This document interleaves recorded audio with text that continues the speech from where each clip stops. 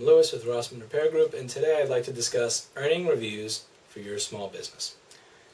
Earning reviews is really, really important, especially in the beginning. Nobody knows who the fuck you are, and nobody is going to leave you a $2,000 device or trust you in any way if there's no way to verify that you're a real person, that does real work, that won't steal their shit. So earning reviews is incredibly important. And there are a couple of methods that are good to earn reviews, and there are a couple of methods that are just complete dog shit to earn reviews, and I'd like to go over them all today. The first method is to offer a discount to people who leave a review. You simply offer them money back on their repair, and you tell them, okay, now you have to leave a review because I gave you a discount. And that is just bullshit, in my opinion, and there's a couple of reasons. The first is that a lot of review sites, they're going to see through this shit easily, because the reviews that these people leave are not going to be genuine. They're going to be garbage. And most of the time you're going to be asking them to leave them in front of you, which means they're probably going to be using the same computer with the same IP address, which these websites will notice. Also, these websites will notice that these users don't typically leave reviews, but they're leaving reviews for this one business. That is fishy. The right person is eventually going to figure out what you're doing, and in their review they're going to say, oh, decent service, I was paid $20 to leave a review.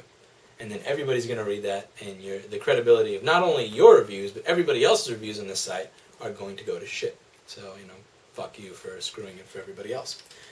You remember that kid in 3rd grade that nobody really liked, and nobody really thought was popular, and nobody cared about, but they would hang out with him because he'd do their homework, or because he let them borrow their Game Boy? That's who you are when you start paying people to like you. When you don't have a personality or a skill set that's actually worth a good review. You have to pay for it. You have to give something. You have to directly bargain with somebody. Will you hang out with me if I let you use my Game Boy? If I do your homework, will you go to prom with me?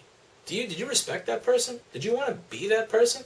If you were that person in high school, do you want to be that person right now? I hope the answer is no. The second method is to offer a coupon through a review site or a social media site, like a Yelp deal or a Groupon. I don't really like Groupon, but honestly, these are better ways to get reviews. You're not directly asking for a discount. Because again, directly asking for a discount, that's kind of like paying for sex. Saying, okay, I will give you $100 to sleep with me.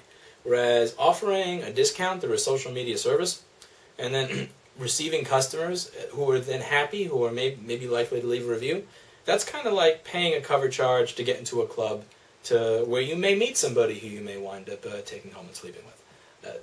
In the second one, you can say what you want about it, but it's better than dealing directly with a prostitute in most cases.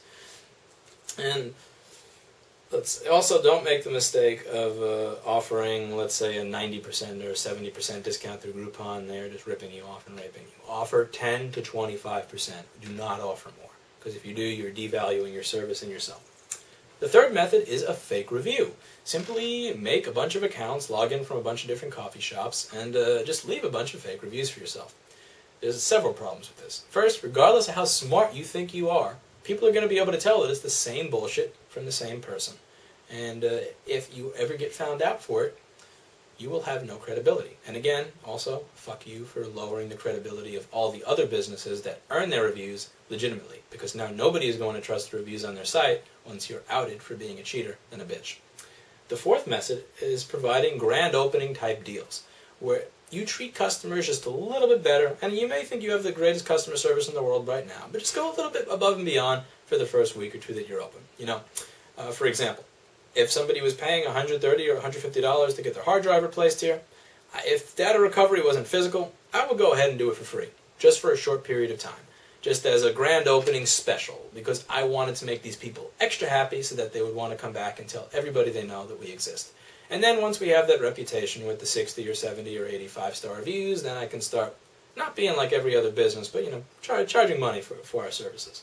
Again, it's similar to a relationship. If you are, you should change it up every once in a while and do something nice and surprise people. If you're coming home and eating the same takeout and watching the same Seinfeld episode every night, your wife is probably going to become not happy with her relationship with you. Whereas if you, for a couple of nights, for a month, you go out and you do some crazy fun shit and you really show her that she's special. This helps maintain a healthy relationship. And the relationship with your customers is very similar to your personal relationships. The fifth method is simply to ask. Now again, don't ask them to leave a review and indirectly offer them something. Ask them to leave a review and say, listen, do you feel that this was a good service? Also, don't ask them to leave a good review, because that is, again, bullshit. You're asking people to like you, and that is fucked up and wrong. I will never in my lifetime sit in front of a desk where there's a little marker that says $10 to like us on Facebook, $20 to leave a good review. Fuck that. That is lame. But I am more than happy to solicit reviews and shamelessly solicit reviews of any kind, good or bad, from all of my customers. Now, at the same time, if I can tell that somebody's really pissed off, I may just pull my business card with a link on how to leave a review and put it back in my pocket. And that's not cheating. That is not cheating. That is business. When there is some sort of scandal and the NSA accidentally illegally wiretaps somebody and they get the wrong information, and an innocent lawnmower landscaper winds up going to Guantanamo Bay, they leave that out of the media. But when they wind up catching one of the terrorists that tried to blow up the World Trade Center, of course they'll tell Fox, "Hey, check it out. We caught the bad guys because of our snooping." And that is just business. And whether you like it or not, showing the best side of yourself is just business. If, again, liken it to a relationship. If you're going out with a new girl that you like, you're probably not going to invite your angry ex-girlfriend and have your new date listen to you argue with your ex-girlfriend. You're probably going to keep that buried in your past until you get to know each other a little better. Just put your best foot forward. Ask happy customers to leave reviews. Again, it's wrong to ask people to leave good reviews. It is okay, in my opinion, to ask happy people to leave any review that they please. Lastly, do not take it personally if you get a bad review. Do remember that the same douchebags leave bad reviews for everybody. So if there's a douchebag who left you a bad review, and you see somebody else getting a bunch of good reviews, people who live in a neighborhood are often very similar and alike. So if you have the same pool of people reviewing everybody, the same good people and the same bad people, you are just as likely to receive a good or a bad review as anybody else in your neighborhood. Don't take it personally. Take it as an opportunity to improve yourself. Figure out where you failed there and try to not fail again next time.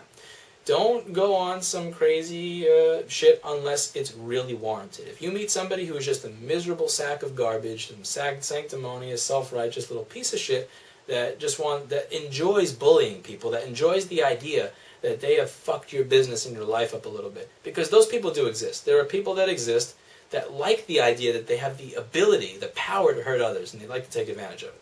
Those people can go eat shit, go to hell and die.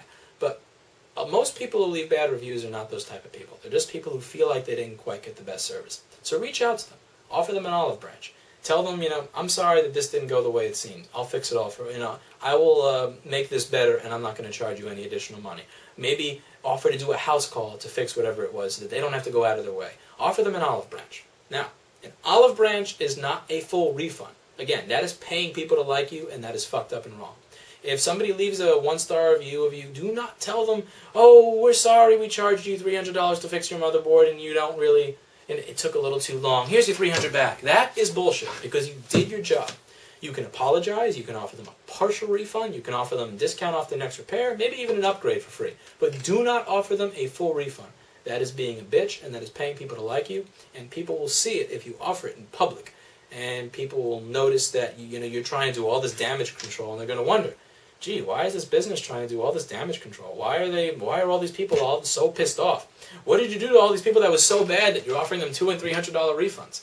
And it will hurt your credibility. It will hurt the site's credibility, again, because people are going to think that this site is filtering bad reviews, or that you can just offer people refunds and the reviews will go away. But anyway, do your best to solicit as many good reviews as possible. The best of luck to you. And again, this is not the only way to do it, but I have a very direct approach. I've told many customers in the past to go fuck themselves, to leave, to never do business here again.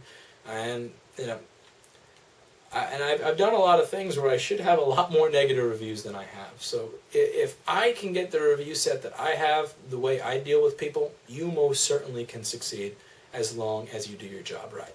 And if you do your job right, if you try to do the right thing by every one of your customers, and you look at things from a pragmatic standpoint, if you look at things from outside of your own business and you really try to get in the customer's head and see how they perceive your business and their experience, you're going to succeed at getting good reviews. So, good luck.